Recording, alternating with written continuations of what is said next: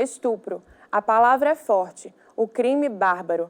Pior. A violência sexual é um medo pelo qual praticamente toda mulher já passou em algum momento da vida. Uma pesquisa encomendada pelo Fórum Brasileiro de Segurança Pública e realizada pelo Instituto Datafolha no mês de setembro revelou que 1 em cada 3 brasileiros concorda que mulher vítima de estupro é de alguma forma responsável pela violência sexual sofrida.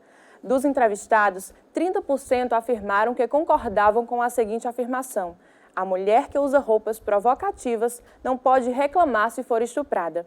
O percentual foi o mesmo entre homens e mulheres. Os participantes da pesquisa também foram questionados se concordavam com a frase: mulheres que se dão ao respeito não são estupradas. 37% dos entrevistados falaram que sim. O percentual foi 10% maior entre os homens em relação às mulheres. E para falar um pouco mais sobre esse assunto, convidamos a coordenadora do Centro de Referência da Mulher, Isânia Petrúcia Monteiro Frazão, e a coordenadora de Políticas Públicas para as Mulheres de Campina Grande, Marli Castelo Branco. Sejam bem-vindas ao Tema Jurídico. Boa tarde para vocês. Para começar o nosso bate-papo falando dessa pesquisa, dados muito fortes, que realidade triste, né, que essa pesquisa traz. Boa tarde. Boa tarde, Roberta.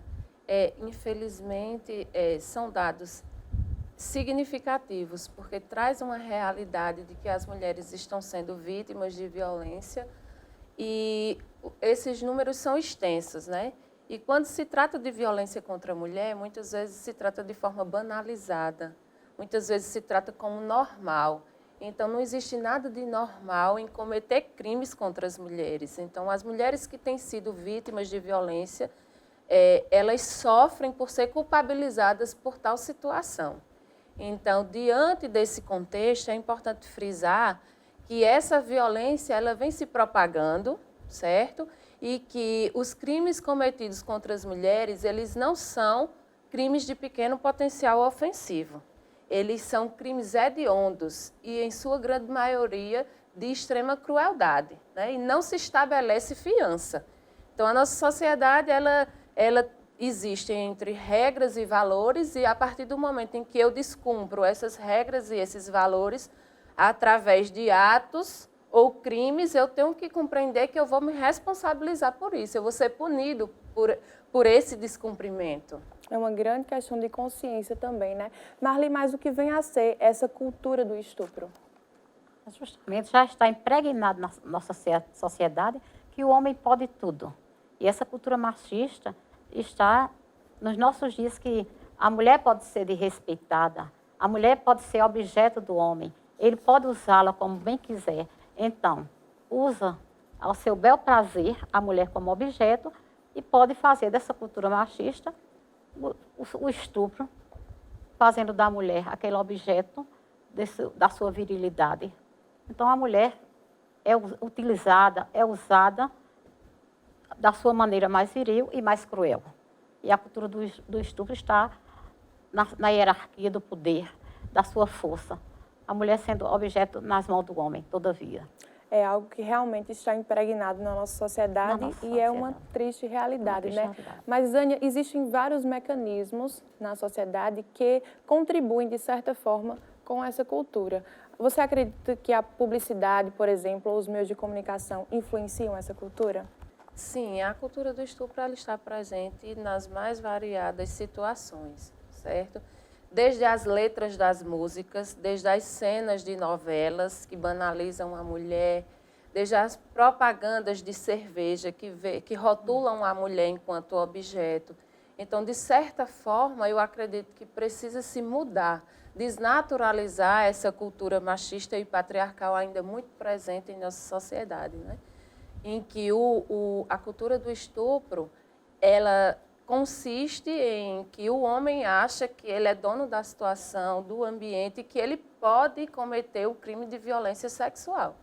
Então, as mulheres que sofrem a violência sexual, elas devem ter consciência de buscar ajuda nos atendimentos, seja a rede de atendimento ou de enfrentamento, principalmente até 72 horas, nas unidades de saúde, para que seja feita a profilaxia, para que essa mulher não contraia uma doença sexualmente transmissível ou não chegue a engravidar.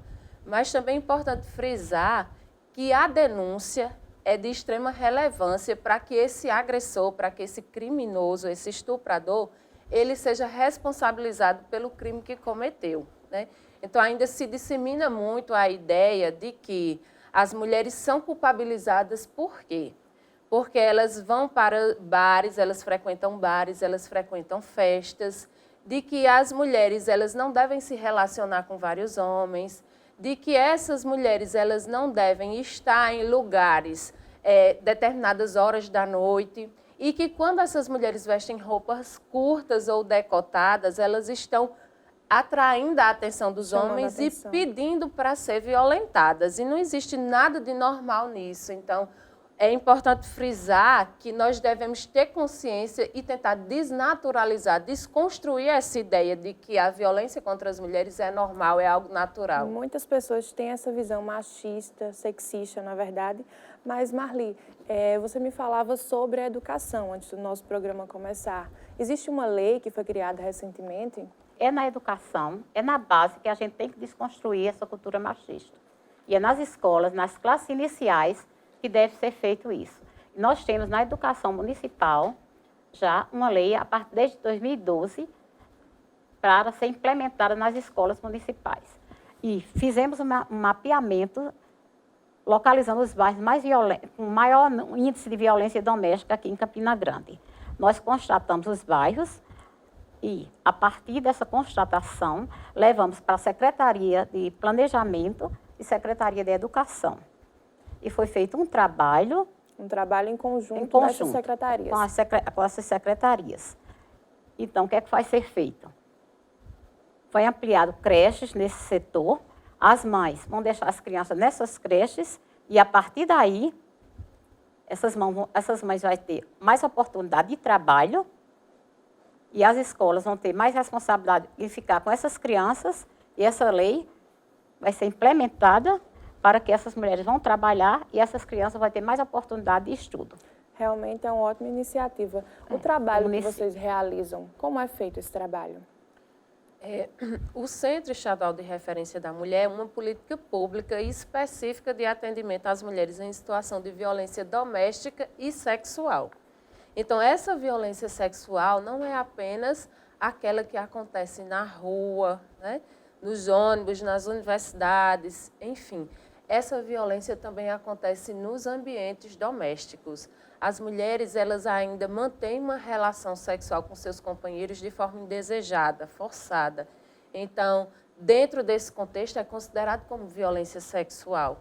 Então, nós procuramos orientar essas mulheres que muitas vezes têm sua autoestima inferior, que se encontram fragilizadas, que já adquirem doenças psicossomáticas devido ao ciclo de violência que elas sofrem. Nós procuramos acompanhar através de uma equipe multiprofissional, com psicólogas, assistente social e advogada, tentando empoderar essas mulheres a romper essa situação de violência e conscientizando que o corpo dessas mulheres são regras delas. Então, elas quem vão permitir o momento em que elas vão manter uma relação sexual ou não. Quando essa violência não acontece no ambiente doméstico, ela ainda é mais cruel, né?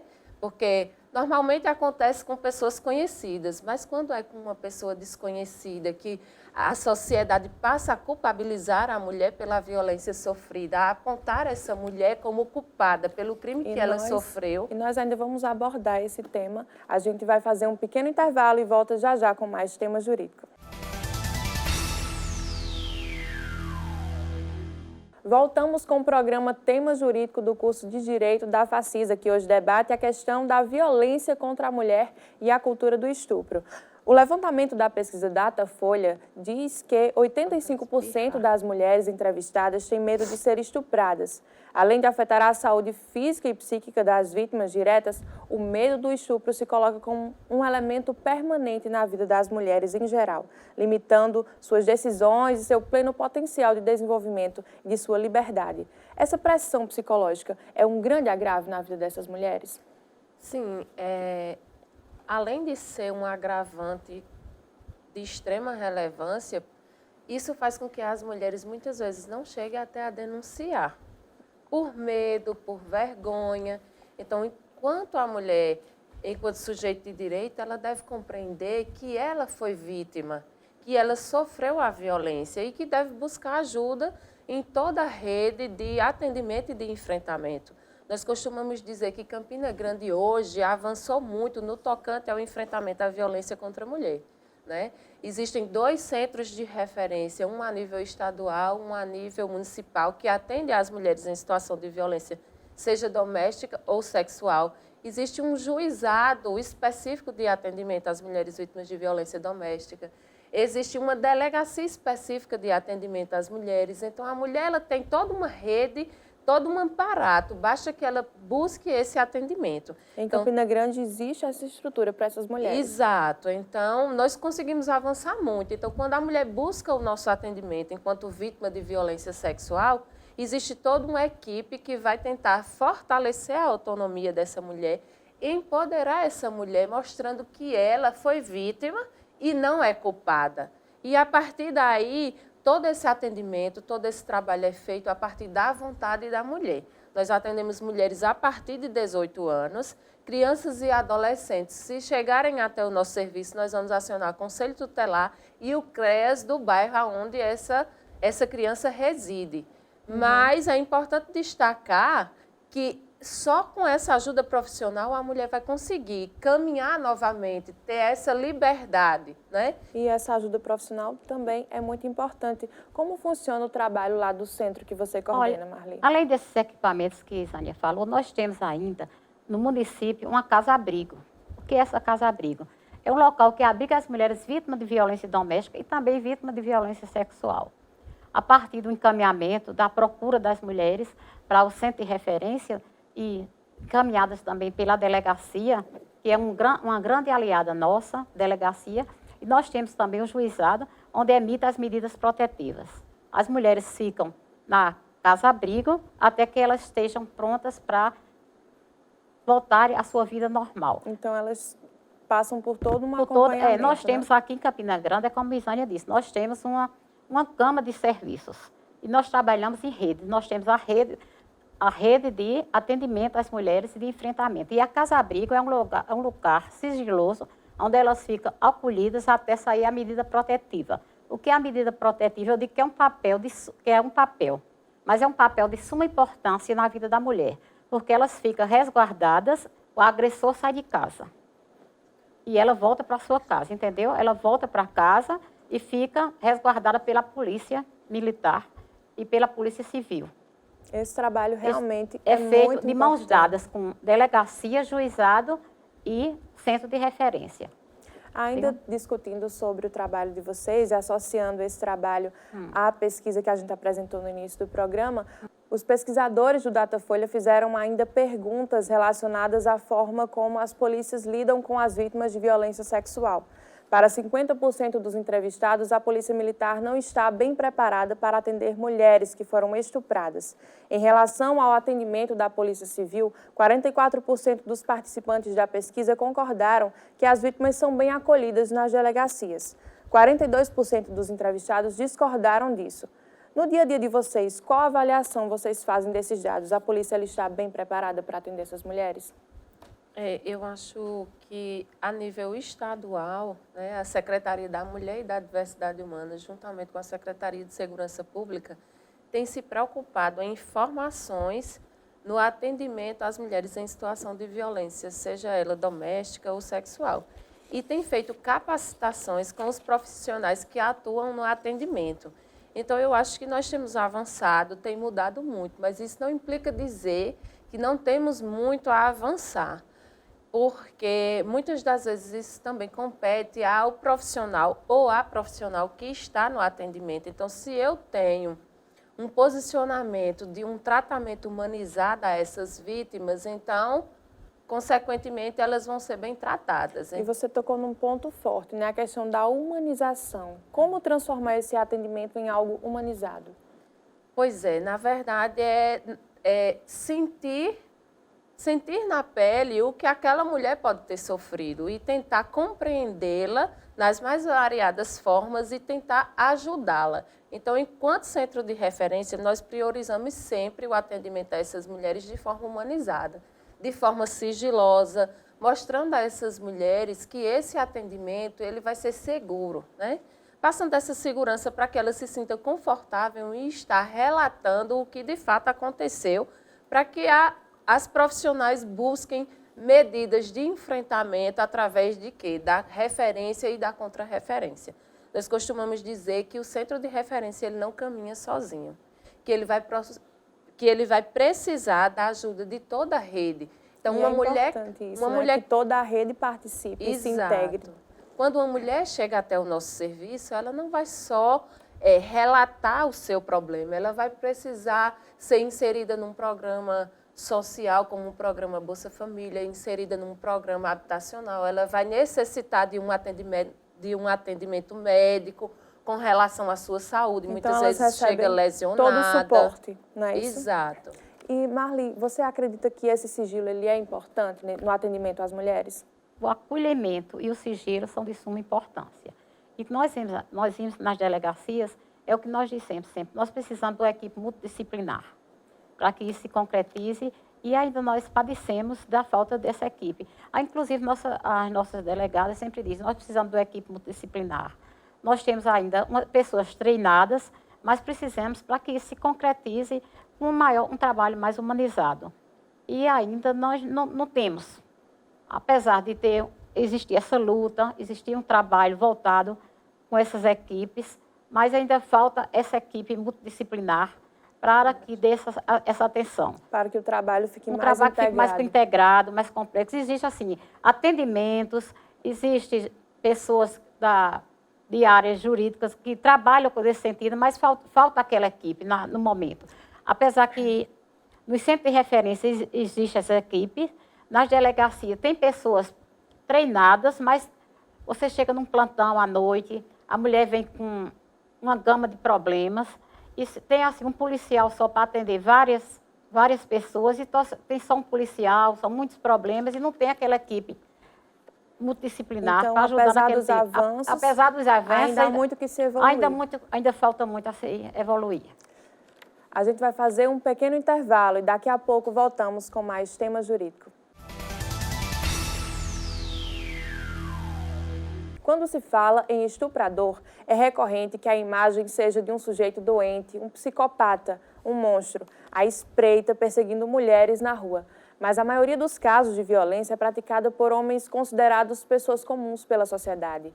E é em muitas situações dessas que os abusadores podem ser parentes ou pessoas próximas da vítima. Entre os motivos de a vítima não denunciar, aliás, estão ser próximos, que o agressor seja próximo dessas vítimas? Sim, na maioria das vezes a sociedade ela procura atribuir a esses estupradores ou abusadores de que são pessoas doentes. E aí nós trazemos aqui uma reflexão para que toda a sociedade compreenda que não são pessoas doentes, são pessoas que agem de má conduta, né, para cometer crimes contra as mulheres e que as mulheres elas temem muitas vezes em denunciar por serem pessoas conhecidas, então ainda tem medo de represálias. E isso faz com que, de fato, as estatísticas não mostrem o número de mulheres que têm sido vítimas dessa violência tão cruel e tão bárbara que é a violência sexual. O medo é realmente um entrave. Um dos entraves, né? Entre tantos outros, mas o medo ele se propaga muitas vezes por achar que se você for denunciar aquele agressor, ele pode voltar a cometer uma nova violência contra essa mulher. Então é importante que as mulheres compreendam que, como a gente já mencionou aqui nesse diálogo, que existe toda uma rede e que esse agressor, que esse estuprador, ele precisa ser responsabilizado por esse crime para que ele não venha fazer outras vítimas. Então, a violência sexual ela é tão cruel que, além de deixar essas marcas, faz com que a mulher ela se sinta cada vez mais com medo. Quando é com um estranho, as mulheres também têm medo de denunciar, porque não se sabe o que pode acontecer pós, né? Mas a denúncia é de extrema relevância, tanto para as estatísticas, para que sejam pensadas em medidas de proteção para as mulheres, né? Como para responsabilizar esses agressores. Marli, a subnotificação é uma realidade aqui na Paraíba? Como é que estão os dados aqui no estado? não tenha dúvida, em todo o Brasil, pelas estatísticas, o que tem a literatura, a subnotificação no mundo, né, sobre estupro, no Brasil e na Paraíba não deixa de ser também uma realidade. E aqui em Campina Grande, nós temos até agora, em 2015, em 2016, 62 casos registrados. Mas nós sabemos que não é a realidade, pelas razões que a própria Isânia falou.